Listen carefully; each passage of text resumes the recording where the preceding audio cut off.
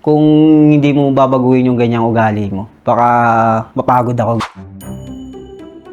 Nag-book siya sa staycation sa may Tagaytay. Ayun daw yung pa-birthday niya sa akin. And then tinignan ko yung place sa baba pa lang, sa lobby pa lang. Ayoko na talaga. Hindi ko talaga siya nagustuhan. Bakit na sa'yo to? Parang hindi naman tayo marerelax dito. Nung nakarating na kami doon, umiyak ako! And then binungangaan ko siya kasi hindi siya sumasagot. Ang ginawa niya, pumunta siya sa balcony. Nagpahangin ako doon kasi nangingis sa pandinig ko eh. Ano ginagawa mo dyan? Nagdadabog ka dyan. Alam mo, maganda dito, hindi maganda. Ibis na marerelax tayo, nag-away tayo. Alos di nga namin na-enjoy. Parang kalahati ng araw, puro toyo niya. After like 1 hour, pumunta siya sa loob, umiga siya, and then nakita ko umiyak talaga siya. Nabura lahat ng galit ko, lumambot talaga yung puso ko. Nag-sorry ako. Sabi ko sa kanya, next time kasi pumreno ka. Kung hindi mo babaguhin yung ganyang ugali mo, baka mapagod ako. Sinabi niya na nasaktan nga siya dahil kala niya matutuwa ako. Sa akin okay na yun, after na nag-sorry siya. Basta mag-sorry siya, okay na siya. Hindi naman yung place yung nagmamatter sa pinuntahan nyo eh.